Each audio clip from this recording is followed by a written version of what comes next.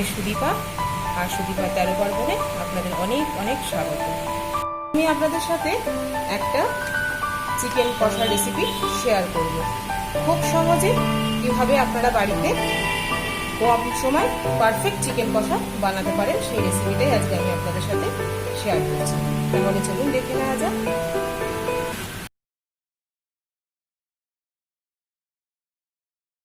এখানে আমি চিকেন নিয়েছি 1 কেজি 200, লাগছে নুন, মাংসের জন্য তেল, সর্ষের তেল নিয়েছি আমি, লাগছে জিরে গুঁড়ো, এখানে 2 টেবিল স্পুন জিরে গুঁড়ো আছে, 2 টেবিল স্পুন শুকনো লঙ্কা গুঁড়ো, আপনারা এখানে চাইলে কাঁচা লঙ্কা ব্যবহার করতে পারেন, লাগছে গরম মশলা 1 টেবিল স্পুন, লাগছে কুচনো ধনে পাতা, আর লাগছে হলুদ 2 টেবিল স্পুন, আর লাগছে এখানে 3টে মিডিয়াম সাইজের বড় সাইজের পেঁয়াজ আমি কুচো করে রেখেছি, লাগছে টক দই, এই টক দইটা আমি 3-4 চামচ টক দই আছে, তার সাথে 1 চামচ চিনি দিয়ে আমি মিশিয়ে রেখেছি ব্যালেন্সের জন্য, লাগছে একটা টমেটো কুচো করে রেখেছি, এখানে নিয়েছি আদা রসুন পেস্ট, এখানে 10-12 কোয়া রসুন আছে আর হাফ ইঞ্চের মতো আদা আছে, কিছু নিয়েছি ভাজা মশলা, এগুলো আমি ভেজে নেব।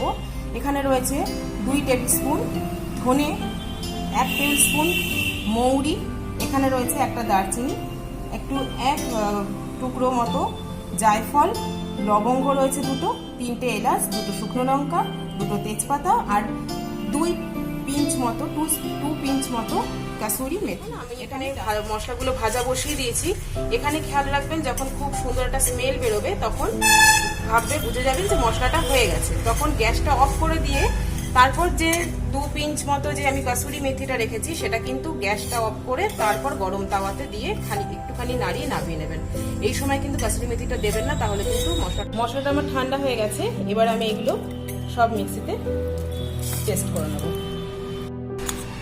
মশলাটা আমার ভাজা হয়ে গেছে, এবার আমি মশলাটাকে নিয়ে নিলাম। এটা আমি মাংসটা যখন সেদ্ধ হয়ে যাবে, গ্রেভিটা একটু ঘন হয়ে আসবে, ঠিক সেই সময় আমি এই মশলাটা অ্যাড করব। এবার আমি একটা কড়াই নিয়ে নিয়েছি, এবার একে একে আমি সব কিছু অ্যাড করব। প্রথমে আমি মাংসগুলো এখানে দিয়ে দেবো। আমার মাংসগুলো সব অ্যাড করা হয়ে গেছে, এবার আমি একে একে সব মশলাগুলো অ্যাড করে দেবো।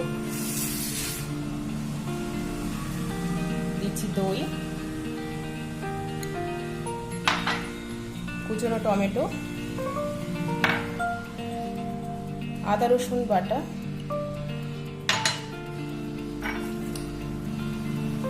দিচ্ছি পেঁয়াজ,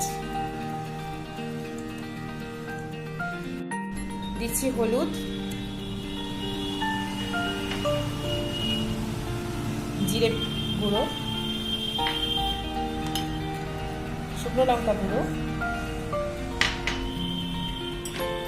দিচ্ছি স্বাদ অনুযায়ী নুন,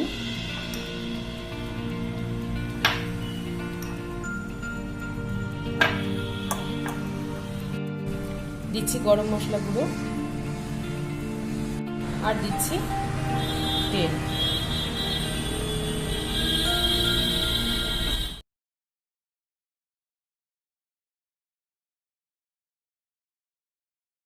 এবার আমি এগুলো ভালো করে মেখে নেব মাংসের সাথে।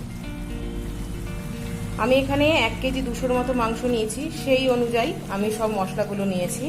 আপনারা যতটা চিকেন নেবেন সেই চিকেনের পরিমাণ অনুযায়ী আপনারা মশলাটা বাড়িয়ে কমিয়ে নেবেন। দেখুন চিকেনটা একদম আমার মাখানো হয়ে গেছে সব মশলার সাথে। এবার হাতে লাগানো মশলাটা জাস্ট একটু জল দিয়ে এইভাবে ছড়িয়ে দিলাম। এবার আমি কড়াইটা গ্যাসে অন করে নিয়েছি, এবার আমি এই কড়াইটা বসিয়ে দিলাম গ্যাসে। এবার আমি ঢাকা দিয়ে ধিম আঁচে লো ফ্লেমে এটা ফুটতে দেবো। এর মধ্যে আর এক্সট্রা জলও দেবো না, মাঝে তবে একটু নাড়িয়ে দিতে হবে যাতে নিচে মশলাটা লেগে না যায়। 15-20 মিনিট হয়ে গেছে, আমি এবার একটু তুলে চেক করব। দেখুন মাংসটা আমার সেদ্ধ হয়ে এসছে, একদম নরম হয়ে এসছে চিকেনটা, একদম হয়ে এসছে মাংসটা।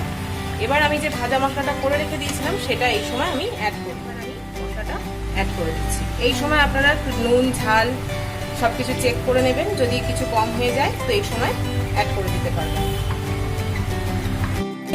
এবার আমি ওপরে একটু ধনেপাতা ছড়িয়ে সার্ভ করব। রেসিপিটা যদি আপনাদের ভালো লেগে থাকে তাহলে আমার চ্যানেলটি সাবস্ক্রাইব করবেন, বেল নোটিফিকেশনটা অবশ্যই অন করবেন, আর লাইক করবেন, কমেন্ট করবেন আর শেয়ার করবেন।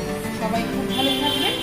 আজ তবে এখানেই আসি, আবার নতুন কোনো রেসিপি নিয়ে আপনাদের কাছে চলে আসবো। নমস্কার।